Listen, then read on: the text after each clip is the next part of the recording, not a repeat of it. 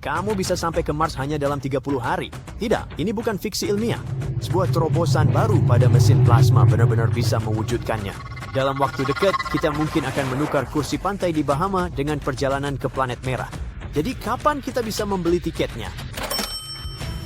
Ya, mungkin tidak sampai tahun 2030, dan bahkan saat itu, perjalanan pertama kemungkinan hanya akan menjadi kemewahan yang diperuntukkan bagi para astronot, bukan turis. Mereka sudah sangat antusias karena mesin ini bisa mengubah segalanya tentang perjalanan luar angkasa, memangkas waktu penerbangan secara drastis, dan membuat misi jauh lebih mudah dijalani. Saat ini, bepergian ke Mars masih sebatas mimpi. Belum ada seorang pun yang pernah menginjakkan kaki di sana, dan ada satu alasan besar mengapa demikian. Perjalanan pulang pergi berarti harus menghabiskan bertahun-tahun terjebak di luar angkasa, dan itu sama sekali tidak aman. Kita memang pernah mengirim orang ke bulan, tapi itu cerita yang sangat berbeda. Menuju satelit alami kita itu hanya butuh beberapa hari saja. Perjalanan tercepat adalah Apollo 8, ketika kru berhasil menempuh perjalanan dari orbit bumi ke orbit bulan dalam waktu kurang dari 3 hari. Jika tim ingin menghemat bahan bakar, mereka mungkin memilih rute berbeda untuk sampai ke sana, dan jalur-jalur itu bisa memakan waktu jauh lebih lama, kadang berminggu-minggu, bahkan berbulan-bulan sebelum akhirnya mencapai bulan. Jadi tak berapa lama waktu yang dibutuhkan untuk sampai ke sana sebenarnya lebih merupakan pilihan strategis. Sekarang, bagaimana dengan Mars? Nah, planet merah itu jaraknya jauh lebih jauh. Rata-rata, jaraknya sekitar 140 juta mil dari bumi. Menurut NASA, bahkan jika kamu bisa langsung naik pesawat luar angkasa sekarang juga dan menuju ke sana, perjalanannya akan memakan waktu antara 7 hingga 10 bulan. Ambil contoh Mars Reconnaissance Orbiter milik NASA. Wahana antariksa ini diluncurkan dari Cape Canaveral pada Agustus 2005 dan baru mencapai orbit Mars pada Maret tahun berikutnya. Namun lamanya perjalanan bisa berubah-ubah. Itu karena jarak antara bumi dan Mars selalu berubah seiring keduanya mengelilingi matahari. Jadi meskipun kita bisa sampai di sana dalam beberapa bulan, perjalanan pulang pergi bisa memakan waktu hampir 3 tahun, dan tidak ada yang menginginkan itu. Bukan hanya karena akan membosankan tinggal di sana tanpa Netflix, tapi juga karena risikonya benar-benar serius. Menghabiskan waktu selama itu di luar angkasa bisa benar-benar merusak tubuh manusia. Jadi begini, misi ke Mars akan membuat para astronot mengalami 3 medan gravitasi yang berbeda. Pertama, selama perjalanan ke Mars, mereka akan berada dalam kondisi tanpa bobot. Lalu begitu mereka tiba, mereka harus hidup dan bekerja dalam gravitasi yang hanya sekitar 1/3 dari gravitasi bumi. Dan akhirnya, saat mereka kembali, mereka harus menyesuaikan diri lagi dengan gravitasi bumi. Beralih di antara semua medan gravitasi itu bukanlah hal yang mudah. Astronot bisa kehilangan keseimbangan dan orientasi, yang dapat menyebabkan mual dan kebingungan. Menghadapi hal itu saat mendaratkan pesawat luar angkasa di Mars jelas bukan sesuatu yang menyenangkan atau mudah. Itu baru satu set masalah. Masih banyak tantangan lain dalam perjalanan sepanjang ini, seperti keterlambatan komunikasi hingga 20 menit sekali jalan, risiko kerusakan peralatan atau keadaan darurat medis, dan kebutuhan untuk selalu mengatur makanan serta persediaan dengan sangat hati-hati. Untungnya, mesin baru yang saya sebutkan tadi mungkin saja bisa menjadi penyelamat dan membuat perjalanan jauh lebih singkat, atau setidaknya itulah yang dikatakan para ilmuwan. Mereka telah membuat prototipe mesin roket listrik plasma yang bisa membawa kita ke Mars hanya dalam 30 hingga 60 hari. Dan jika reaksi pertamamu adalah plasma apa? Jangan khawatir, akan saya jelaskan. Jadi, ini adalah roket biasa, jenis yang sering kamu lihat meluncur dari Cape Canaveral. Roket ini bekerja dengan memompa bahan bakar hidrogen cair dan oksidator oksigen cair ke dalam mesinnya. Saat bahan bakar terbakar, ia melepaskan banyak energi, menciptakan dorongan. Secara sederhana, pembakaran itu menghasilkan gas super panas yang menyembur keluar dari belakang, mendorong roket ke depan, dan roket pun meluncur. Sekarang, inilah roket plasma. Roket ini lepas landas dengan cara yang hampir sama, menggunakan campuran kimia yang sama untuk meluncur, tetapi setelah mencapai orbit, ia beralih ke sistem propulsi listrik dan cara kerjanya benar-benar berbeda. Alih-alih membakar hidrogen cair dan oksigen, roket ini menggunakan 2 elektroda.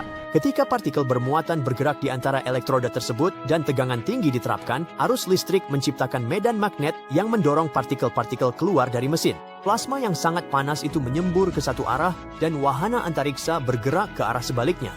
Begitulah cara roket ini menghasilkan dorongan. Kita sedang membicarakan setidaknya 6 Newton dorongan. Sebagai gambaran, 1 Newton kira-kira sama dengan gaya yang dibutuhkan untuk menahan sebuah apel kecil melawan gravitasi. Memang itu terdengar sangat kecil dibandingkan dengan kekuatan ledakan roket biasa, tapi begini faktanya. Mesin plasma bisa beroperasi tanpa henti selama berbulan-bulan, secara bertahap mempercepat wahana antariksa hingga kecepatan yang sangat tinggi. Keren, tapi seberapa cepat sebenarnya yang kita bicarakan? Nah, roket biasa yang membakar bahan bakar bisa mencapai kecepatan buang maksimum sekitar 2,7 mil per detik. Sementara itu, roket plasma baru ini bisa mencapai sekitar 62 mil per detik. Dengan kecepatan seperti itu, perjalanan roket ke Mars bisa hanya memakan waktu 1 bulan. Itu perbedaan yang sangat besar.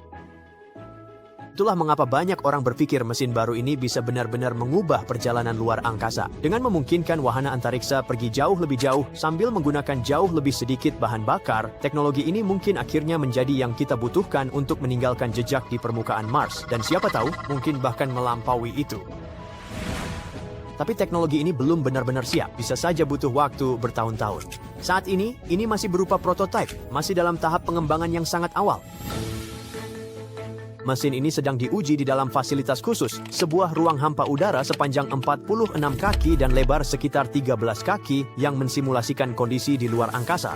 Seluruh idenya adalah untuk melihat bagaimana performa mesin ini dalam kondisi yang realistis sebelum benar-benar mengirimkannya ke orbit. Salah satu hal yang mungkin ingin mereka uji adalah bagaimana reaksi mesin ini terhadap radiasi sinar gamma. Karena di luar angkasa, radiasi bukan hanya cahaya matahari. Radiasi itu berupa aliran partikel subatomik kecil yang datang dari matahari, galaksi Bima Sakti, bahkan dari luar itu.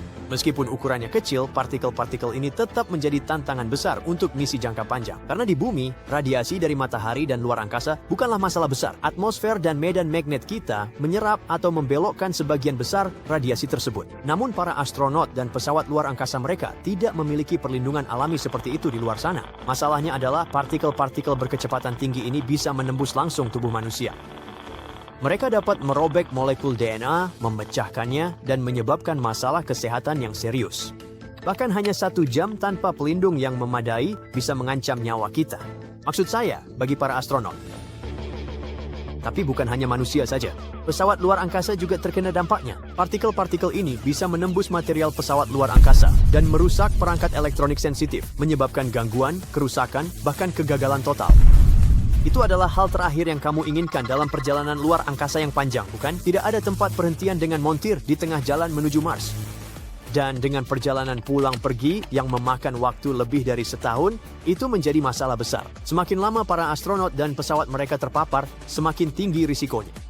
Itulah mengapa menemukan cara untuk sampai ke Mars lebih cepat sangatlah penting. Namun, para pencipta mesin plasma ini bukan satu-satunya yang berlomba untuk sampai ke Mars dengan roket yang lebih cepat. Baru-baru ini, NASA bekerja sama dengan Defense Advanced Research Projects Agency untuk menguji mesin roket termal nuklir di luar angkasa. Sebuah teknologi yang juga dapat memangkas waktu perjalanan untuk misi manusia ke planet merah di masa depan. Sementara itu, SpaceX memiliki ambisi yang lebih besar lagi dengan program kolonisasi mereka yang lebih dikenal dengan nama Occupy Mars. Rencana mereka adalah mengirim orang-orang untuk benar-benar tinggal di planet merah, dengan harapan hal itu akan membantu umat manusia bertahan dalam jangka panjang. Mereka berencana meluncurkan Starship pertama ke sana pada tahun 2026, namun kemungkinan besar pesawat itu masih belum berawak. Para ilmuwan yakin bahwa kapal-kapal tersebut dapat mencapai Mars hanya dalam 6 bulan.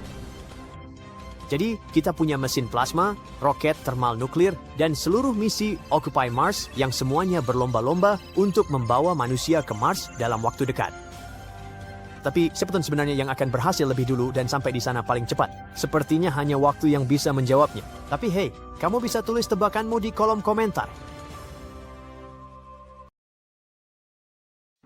Pernahkah kamu bertanya-tanya mengapa roket diluncurkan tepat di dekat khatulistiwa atau laut?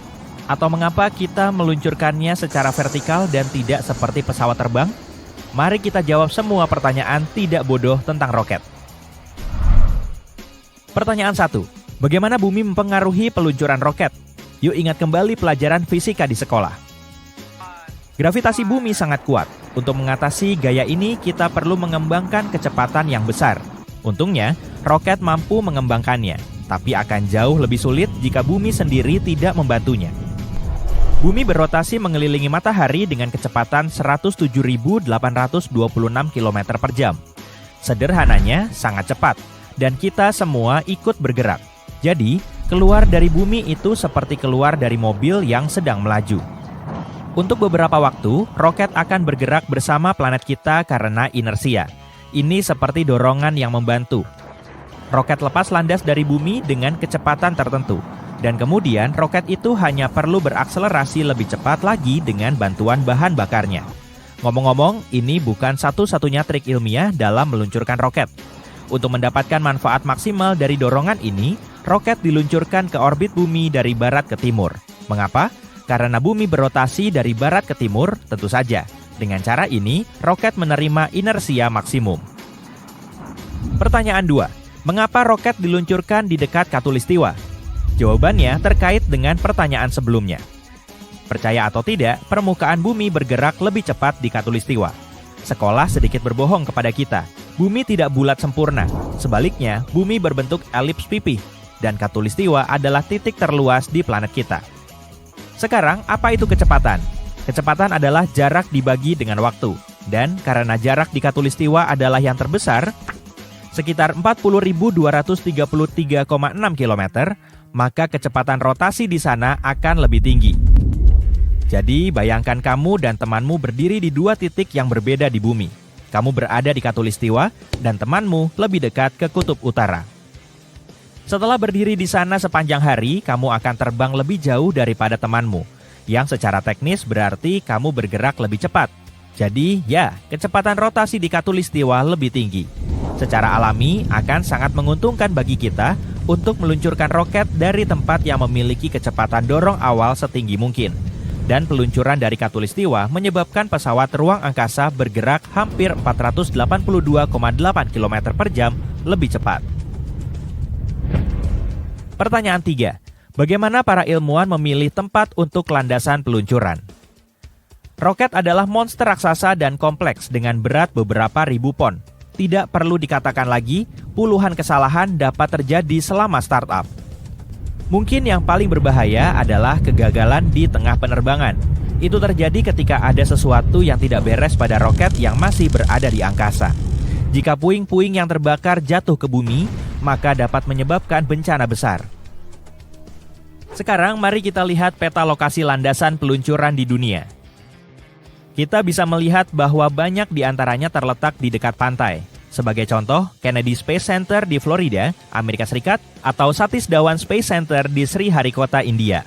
Itulah cara untuk meminimalkan dan idealnya menghilangkan sama sekali risiko puing-puing jatuh di kepalamu. Jika terjadi kesalahan saat peluncuran, puing-puing tersebut akan jatuh ke perairan laut, jauh dari daerah padat penduduk. Dan ya, ada banyak landasan peluncuran yang terletak jauh dari laut. Itu karena banyak hal lain yang juga berperan dalam memilih lokasi. Misalnya, ketersediaannya. Landasan peluncuran harus dapat diakses secara ideal dari darat, udara, dan laut. Pertanyaan 4. Tunggu, bukankah Florida memiliki cuaca yang gila? Mengapa mereka memilih negara bagian ini? Selama lebih dari 70 tahun, NASA telah meluncurkan roket dari Cape Canaveral, Florida.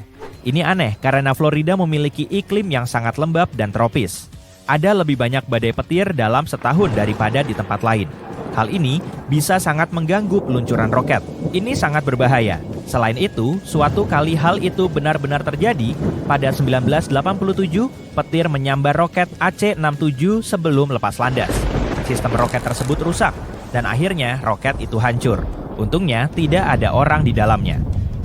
Ancaman cuaca besar lainnya adalah angin topan. Dan ya, angin topan juga lebih sering terjadi di Florida daripada di negara bagian lainnya. Namun, terlepas dari semua itu, NASA tetap memilih tempat berbahaya ini untuk meluncurkan roket mereka. Mengapa? Mungkin karena semua hal gila, termasuk peluncuran roket, pasti terjadi di Florida.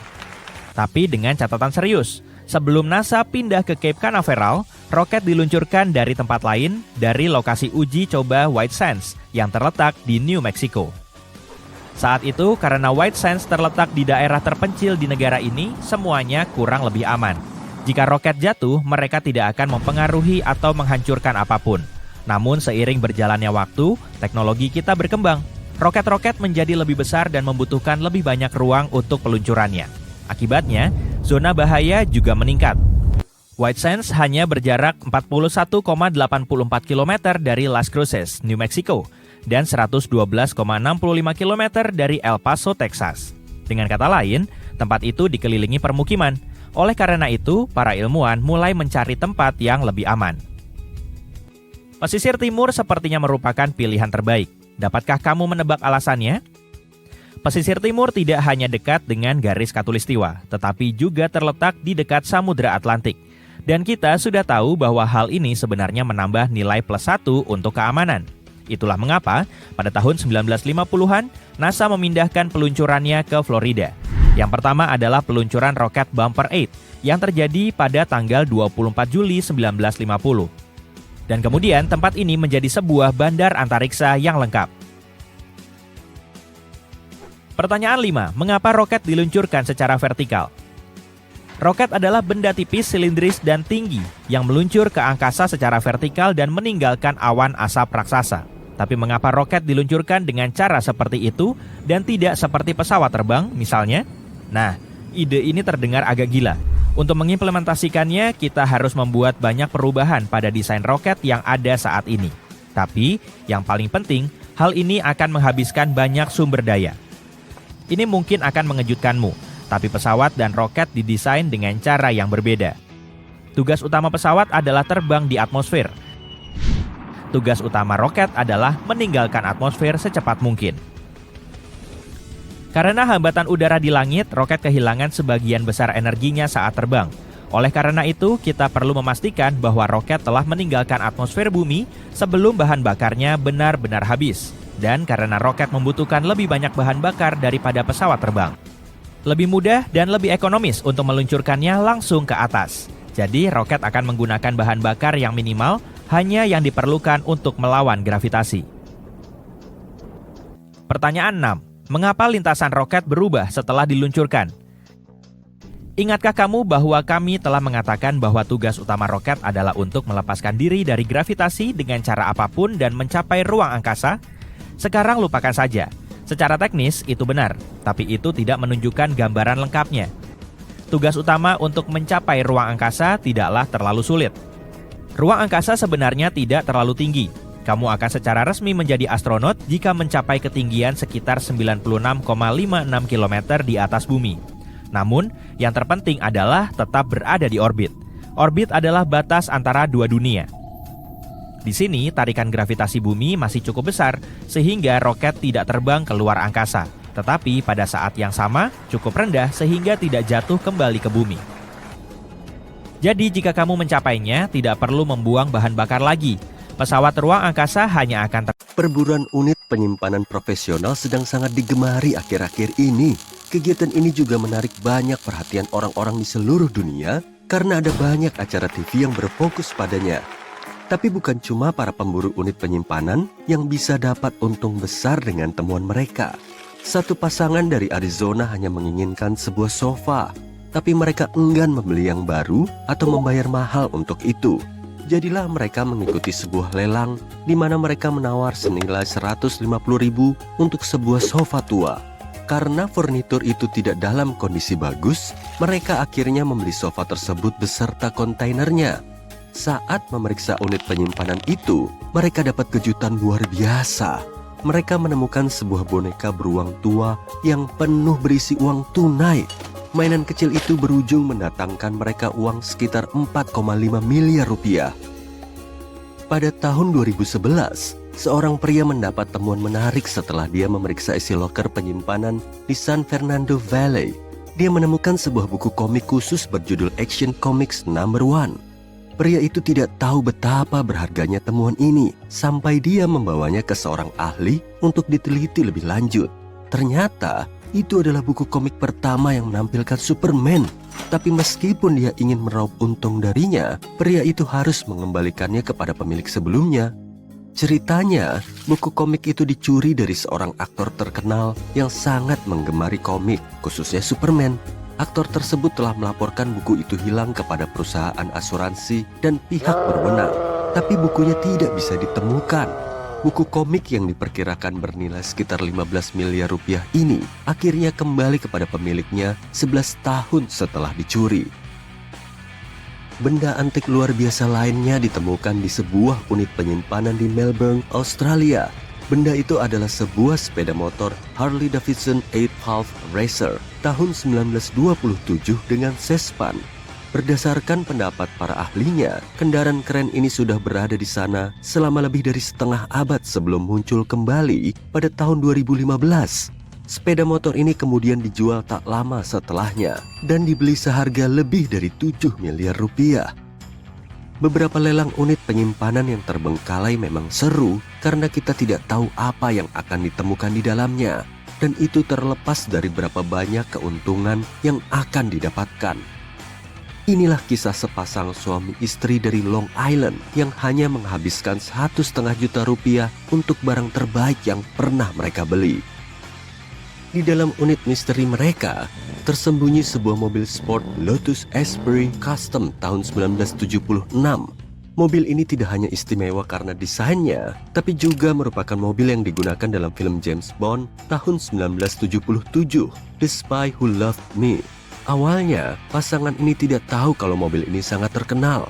Jadi, mereka cuma mencari cara untuk memperbaikinya agar bisa terus menggunakannya. Mobil itu memang kelihatan sangat keren. Setelah membawanya ke bengkel, mereka baru tahu bahwa ada hal yang istimewa dari mobil itu. Tak lama kemudian, mereka pun tahu dari mana asalnya dan akhirnya menjualnya di sebuah lelang pada tahun 2013. Harganya $997.000 atau lebih dari 15 miliar rupiah loh. Seseorang dari California Selatan menemukan sesuatu yang luar biasa di sebuah unit penyimpanan yang terbengkalai pada tahun 2017. Loker itu penuh dengan video-video vintage, perangkat keras game, dan cartridge game. Setelah dia membawa barang-barang itu untuk diperiksa, dia mendapati bahwa temuannya bernilai lebih dari 750 juta rupiah. Di tahun 2010, seseorang cuma membayar sekitar 4 juta rupiah untuk sebuah unit penyimpanan besar yang tampaknya hanya berisi perlengkapan salon sederhana. Tapi setelah memeriksanya lebih teliti, orang itu menemukan sebuah benda tersembunyi yang ternyata sangat berharga, yaitu sebuah piano Marshall & Wendell tipe Salesman buatan tahun 1928. Setelah ditelusuri lebih lanjut, harga alat musik itu diperkirakan berkisar antara 150 hingga 180 juta rupiah. Teknologi luar angkasa di unit penyimpanan yang terlupakan, unit ini dilelang di Florida. Setelah memeriksanya, pemiliknya menyadari bahwa di dalamnya ada sebuah roket NASA dan jam hitung mundur. Rupanya, benda-benda itu dimasukkan ke unit penyimpanan setelah program yang seharusnya menggunakannya dihentikan. Temuan ini menjadi sangat terkenal, bahkan sampai masuk TV. Para penggemar penyanyi terkenal juga bisa mendapatkan kejutan di unit penyimpanan yang ditinggalkan.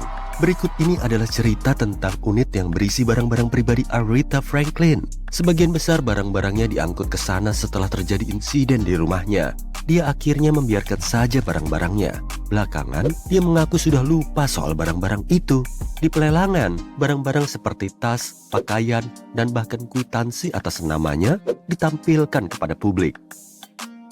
Serupa dengan itu, tersimpan di dalam loker yang dulunya milik ayah Michael Jackson, terdapat lebih dari 250 rekaman yang belum terjamah dan belum pernah dirilis. Saat sang raja pop menulis dan memproduksi lagu-lagu itu, dia tidak sedang terikat kontrak. Jadi, secara teknis, tidak ada kepemilikan legal atas lagu-lagu tersebut.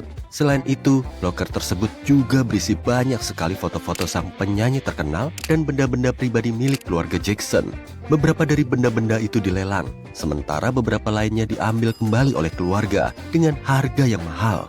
Hal ini menunjukkan bahwa menunggak pembayaran unit penyimpanan bisa merugikan bagi semua orang, tidak peduli seberapa terkenalnya dirimu. Tidak semua barang yang ditemukan di unit penyimpanan adalah benda mati, meskipun ini kedengaran aneh. Ada sebuah cerita yang mengatakan bahwa seorang pria selalu bertemu seekor kucing ketika mengunjungi unit penyimpanannya secara rutin. Dia tidak tahu bagaimana kucing itu bisa masuk ke sana dan kenapa ia terus kembali datang. Jadi, dia memutuskan untuk membawa si kucing pulang. Gak disangka kalau ternyata bisa dapat anabul baru di unit penyimpanan, ya kan? Kisah-kisah soal loker penyimpanan lainnya tidak seberuntung itu. Seperti yang terjadi pada tahun 2011 ini, saat seorang pria mengira dia akan dapat untung besar jika bisa mencuri beberapa barang berharga dari loker yang ditinggalkan. Tapi ketika sedang mengisi tasnya dengan barang-barang yang berhasil dia dapatkan, seorang penjaga keamanan melihat pintu loker tersebut terbuka. Karena tidak mendengar suara apapun dari dalam, penjaga itu memutuskan untuk menutup pintu. Dia mengira pemiliknya tidak sengaja meninggalkannya terbuka. Tak perlu dijelaskan lagi, pencuri itu terjebak di dalam dan akhirnya ditangkap serta diserahkan ke polisi setelah dia mencoba melarikan diri. Menyimpan barang di unit penyimpanan mungkin terdengar seperti ide yang bagus saat kita membutuhkan lebih banyak ruang di rumah, tapi belum ingin membuangnya. Tapi ada beberapa aturan yang harus kamu patuhi, karena tidak semua barang aman atau diizinkan untuk disimpan di unit penyimpanan. Contohnya saja kendaraan. Di AS, sebagian besar penyedia unit penyimpanan hanya menerima kendaraan yang sudah terdaftar, diasuransikan, dan dalam kondisi masih bisa dikendarai. Dan ini tidak hanya berlaku untuk mobil, ini juga berlaku untuk trailer, kapal, dan bahkan truk.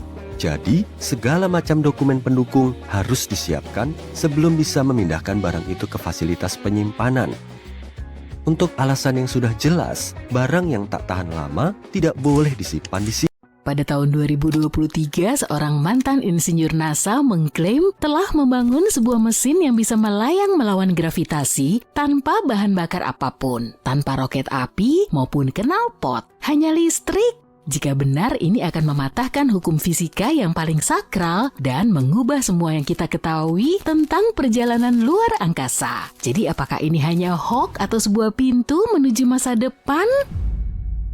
Nama insinyur ini adalah Charles Bueller. Dia dulu bekerja di NASA untuk memastikan roket nggak meledak tiba-tiba. Dia adalah bagian dari pesawat ulang-alik, Hubble, ISS, serta proyek-proyek besar lainnya. Sekarang Bueller dan timnya bekerja di perusahaan swasta bernama Exodus Propulsion Technologies, mencoba membangun mimpi jangka panjang para insinyur luar angkasa, pesawat luar angkasa yang nggak butuh bahan bakar. Ini adalah hal yang akan langsung mengubah segalanya tentang perjalanan luar angkasa. Bayangkan masa depan di mana kamu bisa pergi ke bulan, Mars, atau kemanapun tanpa menghabiskan banyak sumber daya. Dia mengklaim dia dan timnya akhirnya berhasil memecahkan kode tersebut. Mereka membangun mesin yang bisa melayang di udara tanpa bahan bakar. Benar, tim ini mengklaim telah melanggar hukum ketiga Newton, aturan dasar dunia kita, bahwa setiap aksi membutuhkan reaksi yang setara dan berlawanan. Misalnya dalam roket, kamu membuang bahan bakar ke belakang, itulah aksi, karena didorong olehnya, roket akan melaju ke depan. Itulah reaksinya. Alat ajaib seperti itu juga akan melanggar hukum kekekalan momentum. Ketika mendorong sesuatu, kamu mendapatkan momentum, tapi sesuatu yang lain harus mendapat momentum yang sama dalam arah yang berlawanan untuk menyeimbangkan. Tapi alat ini akan mengubah momentum total sistem secara tiba-tiba. Jika bisa bergerak tanpa mendorong apapun, gimana caranya ya? Ini seperti balon yang entah bagaimana bisa bergerak maju tanpa menghembuskan udara. Jika mesin ini benar-benar bekerja, pasti ada suatu kekuatan alam yang baru dan tidak diketahui yang entah bagaimana telah kita lewatkan dalam ratusan tahun fisika. Bueller sendiri menyebutnya kekuatan baru. Yuk kita coba cari tahu. Untuk menciptakan perangkat ajaib ini, mereka menggunakan elektrostatik. Alat uji coba mereka sangat kecil, benda seberat 30 gram, kira-kira seukuran setumpuk kartu. Alat ini berhasil menciptakan daya dorong atau dorongan menggunakan medan listrik, semacam gaya tak terlihat yang dibuat oleh muatan listrik. Kekuatan baru ini mulai bekerja ketika dua hal terjadi di dalam sistem.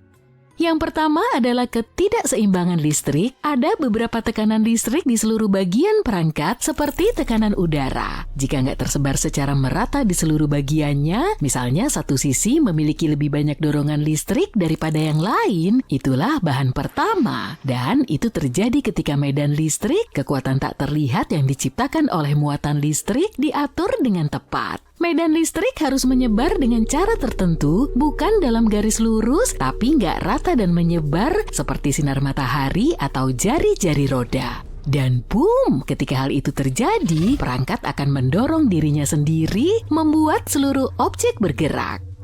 Pada awalnya, kekuatan baru yang misterius itu sangat kecil, nyaris tidak terlihat, sedikit atau bahkan gak ada daya dorong dan kebisingan. Namun dengan setiap peningkatan, segalanya mulai berubah. Pada tahun 2023, mereka akhirnya mengukur daya dorong yang cukup untuk mengatasi gravitasi bumi. Bagian yang paling aneh adalah, menurut Bueller, dalam beberapa kasus daya dorong terus berjalan ketika daya bahkan dimatikan, selama masih ada muatan yang tersisa. Aneh banget ya. Hal ini mengisyaratkan sesuatu yang benar-benar baru dalam fisika, sesuatu yang lebih dalam dari yang kita pahami saat ini. Jadi sekarang, setiap ilmuwan yang jujur akan mulai berkeringat karena hal itu terdengar gila. Sejujurnya mungkin saja, Bueller mengakui ini masih tahap awal pengerjaan. Tim ini telah mempublikasikan penemuan mereka dan mendapatkan paten. Dan ngomong-ngomong, perusahaan ini beranggotakan orang-orang yang pernah bekerja di NASA, Blue Origin, dan Angkatan Udara Amerika Serikat. Mereka telah mengerjakannya selama beberapa dekade.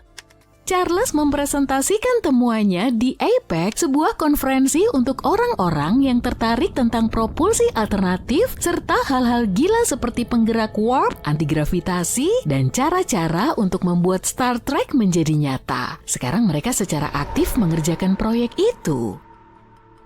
Tentu saja hal ini menjadi sangat kontroversial dan banyak ilmuwan yang skeptis. Mungkin ada kesalahan yang belum diketahui siapapun, jadi mereka ingin menguji mesin ini di luar angkasa. Jika berhasil di sana, mesin ini bisa mengubah perjalanan luar angkasa selamanya. Ini mungkin nyata karena ini bukan pertama kalinya kita menemukan hal seperti ini. Baru-baru ini sebuah perusahaan rintisan bernama IFO Limited mengklaim telah membuat Quantum Drive, sebuah alat penggerak yang tampaknya nggak butuh bahan bakar. Mereka mengatakan mereka memanfaatkan teori fisika aneh dan kontroversial yang disebut inersia terkuantisasi. Teori ini dibuat oleh seorang fisikawan Inggris bernama Mike McCullough. Pada dasarnya dia mengatakan bahwa inersia, hal yang membuat benda-benda menahan percepatan, bukanlah aturan dasar alam, tapi efek yang disebabkan oleh radiasi kuantum aneh di tepi alam semesta yang bisa diamati. Dengan kata sederhana, jika QI tepat, maka dalam kondisi yang pas, kamu mungkin bisa menghasilkan daya dorong tanpa melempar apapun ke belakang. Kamu nggak butuh bahan bakar, hanya listrik dan pengaturan yang cukup pintar. Banyak ilmuwan nggak percaya, tapi siapa yang tahu ya? Mungkin karena itulah penemuan baru ini benar adanya. Pada awalnya, perusahaan IFO didirikan oleh sebuah tim kecil yang terdiri dari para ahli teknologi yang ingin menemukan daya nirkabel. Ide besar pertama mereka disebut CBAT atau transmisi udara berbasis kapasitif. Pada dasarnya ini adalah sebuah cara untuk mengirim listrik secara nirkabel melalui udara.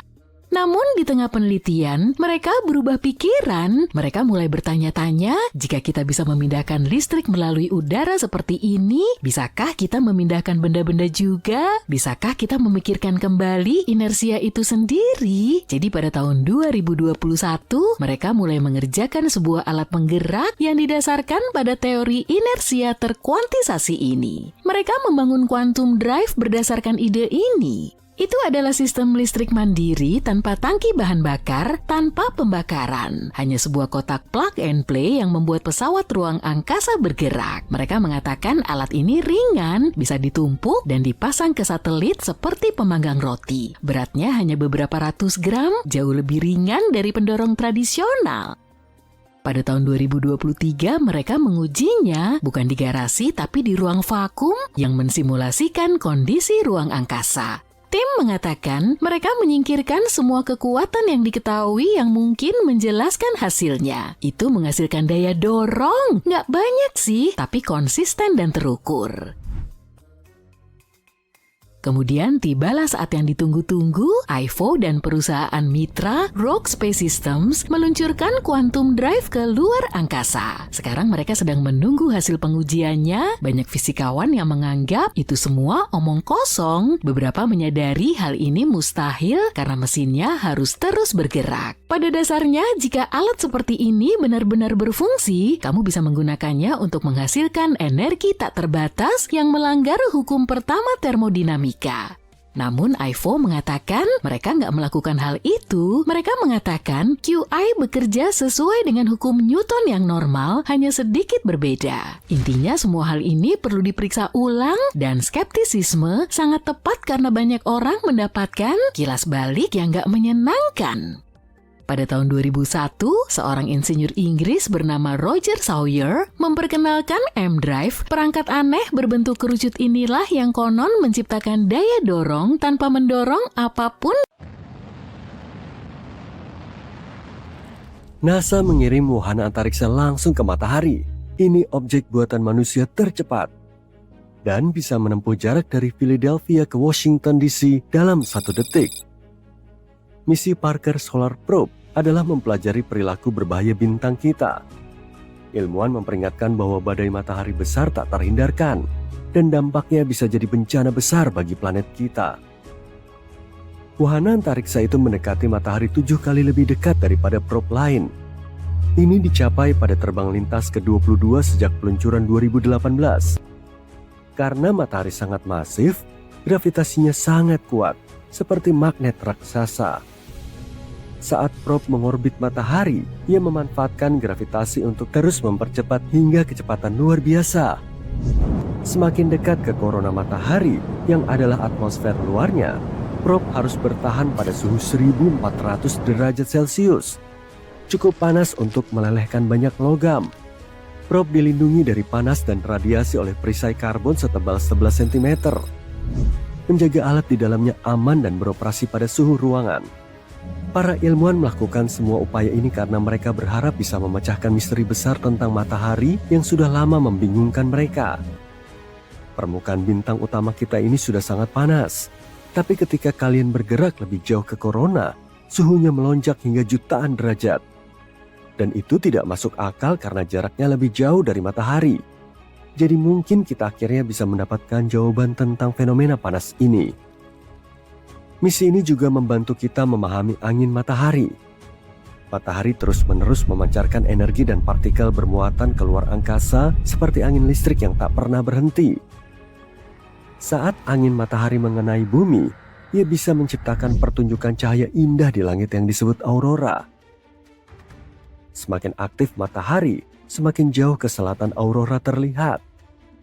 Bintang kita mengikuti siklus alami selama sekitar 11 tahun. Aktivitas matahari bergerak dari rendah ke tinggi dan kembali rendah. Saat ini kita berada di maksimum matahari, puncak siklus aktivitas. Itu sebabnya kita melihat aurora indah di tempat tak terduga pada 2024. Kelemahannya, aktivitas matahari bisa mengirim semburan energi dan partikel bermuatan yang mengganggu radio, satelit, bahkan GPS. Ini bisa berbahaya, terutama bagi astronot di luar angkasa yang kurang terlindungi dibandingkan kita di bumi. Manusia tak merasakan kompresi medan elektromagnetik planet akibat radiasi ekstra, tapi jaringan listrik sangat sensitif terhadapnya.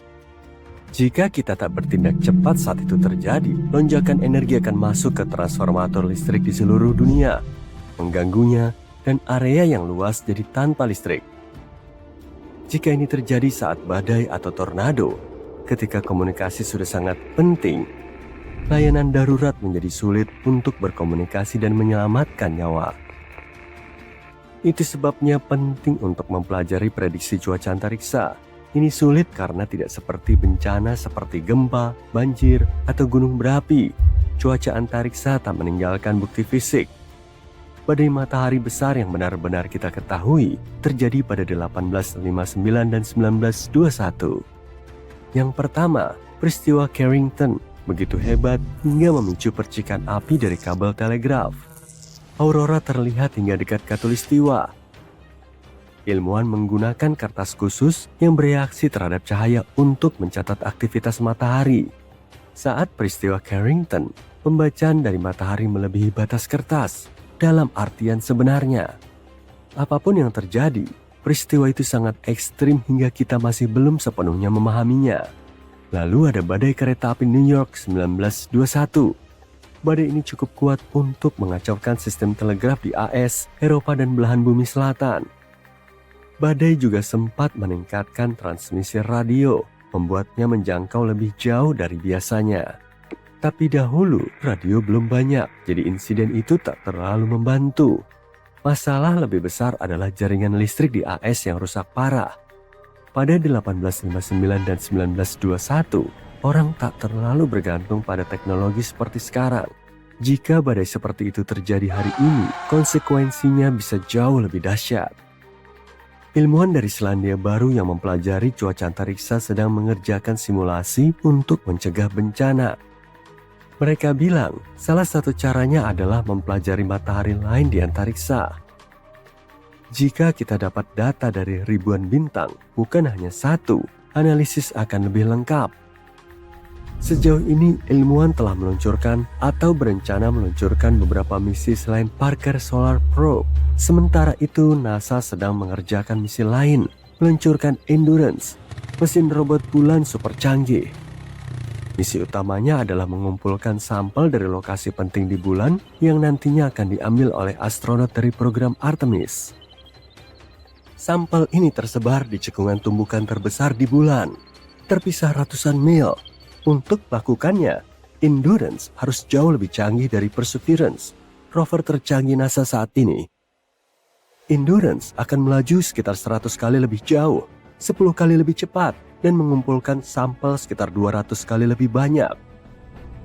Endurance akan menjadi rover planet pertama yang melaju di malam hari.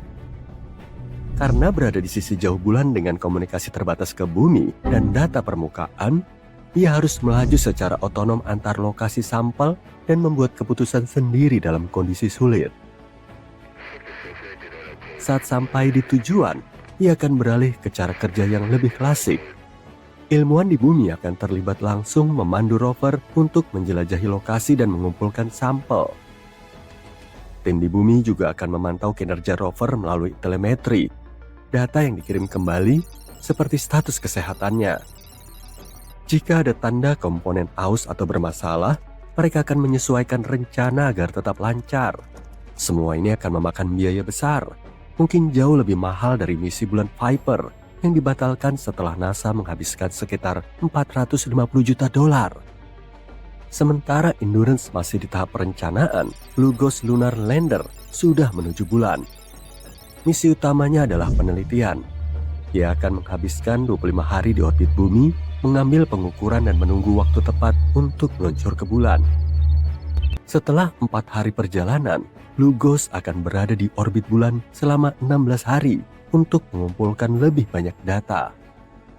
Lalu, ia akan mendarat di salah satu cekungan terbesar di bulan dan menghabiskan 1 hari bulan di sana.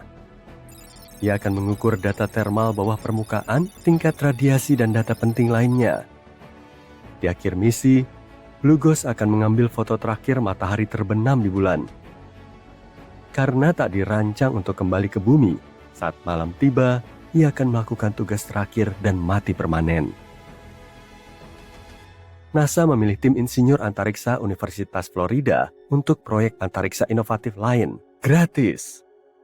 Biayanya $12 juta dengan tujuan meningkatkan cara kita melacak perubahan lempeng tektonik dan lautan di bumi dari luar angkasa. Gratis akan menggunakan sensor canggih yang mengukur perubahan gravitasi terkecil. Data yang diperoleh akan membantu ilmuwan memantau kekeringan, menilai cadangan air tanah, dan memahami perubahan permukaan laut. Mereka berencana meluncurkannya sekitar 2027 dengan roket SpaceX Falcon 9. Anda pasti pernah melihat foto-foto menakjubkan dari NASA. Bintang yang lahir di awan gas, galaksi yang kusut, warna-warna yang fantastis dan hidup. Tiba-tiba ada yang bilang itu semua palsu. NASA mengedit semua foto itu. Nah, tebak, mereka benar. NASA memang mengedit foto-foto mereka semuanya. Tapi bukan untuk menipu kita, melainkan untuk menunjukkan apa yang tidak bisa kita lihat dengan mata. Begini, warna itu aneh, cuma gelombang cahaya dan energi yang terbang di angkasa. Waktu gelombang ini menabrak objek, pisang, kursi, atau bahkan debu, objek itu menyerap sebagian gelombang, memakan sebagian spektrumnya. Tapi sebagian lagi memantul kembali ke mata kita. Cahaya yang memantul itulah yang kita anggap sebagai warna objek. Gelombang ini memiliki spektrum, dari yang pendek sampai yang panjang. Semakin panjang, gelombang pindah ke spektrum merah dan berubah jadi inframerah, gelombang mikro, dan gelombang radio. Semakin pendek, dia pindah ke biru dan ungu, berubah jadi ultraviolet, sinar X, dan sinar gamma. Tepat di tengah spektrum itu ada pita kecil yang kita sebut cahaya tampak, yang bisa dilihat mata kita. Itulah pelangi yang kita kenal dan suka, dan itu adalah bagian yang kecil banget. Jadi bisa dibilang kita hampir tidak melihat dunia sama sekali. Ketika cahaya mantul dari sesuatu dan masuk ke mata, sel pendeteksi warna kita yang namanya kerucut mengirim sinyal ke otak. Jadi pas kita bilang pisang itu kuning, artinya pisang makan gelombang merah, hijau, dan biru dan memantulkan gelombang kuning ke mata kita. Jadi apakah luar angkasa benar-benar cantik dan penuh warna atau itu semua bohong? Ya, dan tidak. Bintang memancarkan cahaya, dan cahaya itu jalan di angkasa mirip kereta yang terus melaju. Dia terbang di sana santai sampai menabrak sesuatu, partikel debu, planet, pesawat, atau astronot. Tiap kali cahaya menabrak sesuatu, sebagian terserap, sebagian dipantulkan dan terus jalan. Jadi kita dapat cahaya makin sedikit tiap kali cahaya mengenai sesuatu. Dan ketika memasuki nebula, yang pada dasarnya adalah banyak banget partikel debu dan awan gas, cahaya dengan cepat menyebar dan menghilang. Nebula bersinar alami dari gas terionisasi seperti hidrogen, oksigen, sulfur yang memancarkan cahaya di garis spektrum tertentu. Tapi cahayanya sangat redup. Ingat, mata kita cuma lihat sesuatu kalau cahaya memantul dari benda itu ke mata kita. Selain itu, sel kerucut pendeteksi warna di mata kita tidak terlalu bagus karena butuh banyak cahaya. Kita tidak bisa melihat benda yang redup. Kecuali ada sesuatu yang memancarkan cahaya di dekat situ, kita tidak akan melihat apa-apa. Dengan kata lain, buat kita, seluruh angkasa akan seperti ruangan dengan lampu yang padam. Nebula dan planet yang berpotensi indah ada di sana, tapi tidak ada lampu dekat situ, jadi kita tidak bisa melihat keindahannya. Kalau cahayanya banyak, sel batang yang mengambil alih. Ini jenis sel mata yang bagus buat gerak dan gelap, tapi buruk buat warna. Jadi, di luar angkasa yang dalam, yang kita lihat cuma putih dan abu-abu yang suram. Jika kita terbang naik pesawat ruang angkasa, bintang-bintang terlihat tajam, putih dan tak berkelip. Kita akan bisa melihat sedikit warna kemerahan atau kebiruan pada bintang yang lebih terang, seperti Betelgeuse atau Rigel. Di luar angkasa, banyak objek hanya akan terlihat sebagai noda keabu-abuan yang redup. Bima Sakti akan tampak seperti pita berawan, bukan pelangi seperti di astrofotografi. Nebula hanya terlihat seperti awan kabur tanpa warna, kecuali jika sangat terang seperti nebula Orion. Di tata surya kita, astronot bisa melihat benda berkat matahari, atau kalau di dekat tempat yang terang. Planet seperti Jupiter dan Mars masih punya warna buat mata kita. Sementara itu di bumi, langit akan terlihat hitam di siang hari kalau tidak ada atmosfer. Matahari bakal jadi piringan terang di kehampaan seperti yang terlihat dari bulan. Seandainya kita punya sel kerucut supersensitif yang bisa mendeteksi cahaya lebih baik dan bisa lihat benda redup, kita punya teknologi buat itu. Kamera dan teleskop long exposure. Teleskop keren ini menggunakan paparan panjang selama menit atau jam untuk mengumpulkan cahaya redup, sehingga mampu menangkap foton yang tidak terjangkau oleh mata manusia. Pas teleskop kayak Hubble atau James Webb mengambil foto, hasilnya bukan foto cantik ala Instagram. Mereka mengumpulkan semua data mentah yang tak terlihat ini, angka dan cahaya redup yang ada di dalam dan di luar penglihatan manusia. Teleskop luar angkasa James Webb bahkan tak melihat cahaya tampak. Dia dibuat untuk mendeteksi inframerah atau panas. Teleskop itu bekerja seperti mesin waktu. Tak cuma menunjukkan galaksi yang jauh, tapi juga bentuk galaksi-galaksi itu miliaran tahun lalu. Kita melihat bintang yang sudah lama padam dan galaksi yang mungkin sudah hilang. Semua karena James Webb bisa menembus gas dan debu dan melihat galaksi yang begitu tua sampai cahayanya sudah meregang. Jadi gelombang inframerah seiring alam semesta memuai. Intinya, teleskop ini bukan untuk mengambil foto yang estetik. Utamanya adalah mempelajari sejarah alam semesta. Awalnya, foto-foto ini tampak seperti foto abu-abu atau bahkan gambar hitam. Saat James Webb mengirim balik data, kelihatannya kosong. Selama pemrosesan akhir, astronom memetakan panjang gelombang data mentah ke warna-warna tampak. Setiap warna dipilih untuk menyoroti panjang gelombang, gas, atau suhu spesifik. Pokoknya, ini menunjukkan apa yang seharusnya tersembunyi dari mata kita. Kadang mereka cuma menunjukkan hal yang bisa dilihat mata manusia. Kadang mereka menggeser warna atau menambahkan sesuatu untuk menunjukkan elemen atau intensitas. Contohnya kalau mempelajari supernova, bintang yang meledak hancur, kita perlu melihat puing-puingnya dengan jelas untuk paham apa yang terjadi. Itu artinya harus bermain dengan kontras atau menyesuaikan keseimbangan warna untuk menunjukkan gas tertentu dan menemukan objek yang pucat dekat objek yang terang. Mau lihat batu aneh di Mars? Perbesar. Sesuaikan pencahayaan, tingkatkan bayangan. Fotografer melakukan ini tiap hari. Jadi ilmuwan juga melakukannya karena kejelasan berarti pemahaman. Bahkan foto-foto lama dari misi Apollo udah di-touch up di zaman modern. Ini seperti memulihkan film lama agar terlihat jernih, tak berkabut. Tanpa pengeditan ini, penemuan paling luar biasa 2 tahun terakhir, galaksi-galaksi pertama itu, bintang yang baru lahir di dalam awan kosmik, cuma bakal terlihat seperti bintik-bintik acak. Mungkinkah kita salah menafsirkan warna? Mungkin. Misalnya, gambar yang kita dapat dari Mars bagian besar merah, tapi saat kita mendarat di sana warnanya lebih beragam. Kebanyakan emas, kekuningan, coklat muda, atau coklat. Alasan Mars tampak kemerahan adalah karena besi yang berkarat di batuan, tanah Mars, dan debu. Semua tergantung pencahayaan, debu atmosfer, dan metode pemrosesan gambar. Tapi warna-warna fantastis itu bukan bohongan. Galaksi punya miliaran bintang, gas, dan debu yang memancarkan rentang warna yang sangat kaya. Foto-foto NASA pada dasarnya adalah terjemahan. Ini pemikiran menarik. Bisakah kita pakai kacamata penglihatan malam atau teknologi yang bikin mata kita lebih peka cahaya? Bekerja kayak Hubble atau JWST? Wah, langit bakal keren banget. Kamu nggak bakal bisa tidur lagi.